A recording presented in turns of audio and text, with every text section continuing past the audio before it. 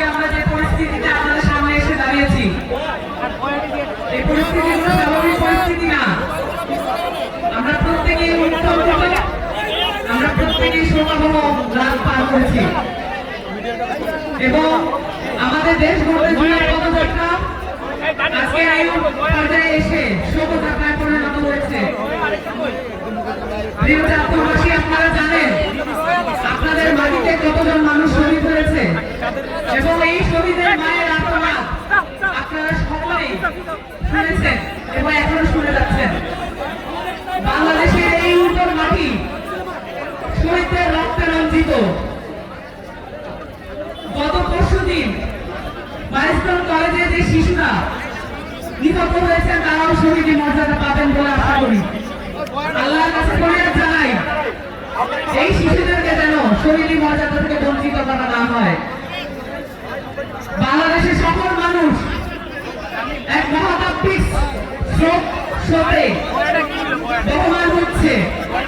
এই শোক স্রোত খুব কম সময় চলে যাবার নয়, কারণ আমরা যখন দেখি আমাদের সেনাবাহিনী এবং বিমান বাহিনী অকার্যকর ভূমিকা বিভিন্ন ক্ষেত্রে, তখন আমাদের মনে প্রশ্ন জাগে এই বাহিনীকে আমাদেরকে নিজেদের করে গড়ে তুলতে হবে। আমাদের মনে প্রশ্ন জাগে এই রাষ্ট্র পুনর্গঠনের জন্য কতদূর পর্যন্ত আমাদের শহীদদের মর্যাদা ভূমান্বিত হতে হবে। আমরা দেখতে পেয়েছি এই অন্তর্বর্তীকালীন সরকার জুলাইয়ের অভ্যুত্থানে 2000 শহীদের দায়িত্ব নেয় নাই, তাদের পরিবারদের দায়িত্ব নেয় নাই এবং এই কিছুদিন আগে আমরা দেখলাম মাইলস্টোন কলেজে যে শিশু শিক্ষার্থীরা নিহত হয়েছেন, সেই শিশু শিক্ষার্থীদের এবং যারা আহত হয়েছে তাদের চিকিৎসার জন্য সাহায্য চাওয়া হচ্ছে সরকারের পক্ষ থেকে।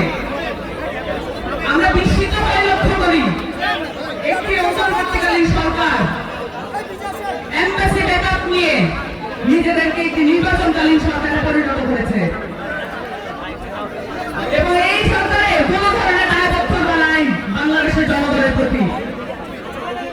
আমাদের সরকার আমাদেরকেই গড়ে তুলতে হবে, আমাদের রাষ্ট্র আমাদেরকেই গড়ে তুলতে হবে, আমাদের শহীদদের মর্যাদা আমাদেরকেই রক্ষা করতে হবে। বাংলাদেশ রাষ্ট্রের, বাংলাদেশের প্রত্যেকটি ইঞ্চি মাটি শহীদের রক্তে রঞ্জিত, এটা যেন আমরা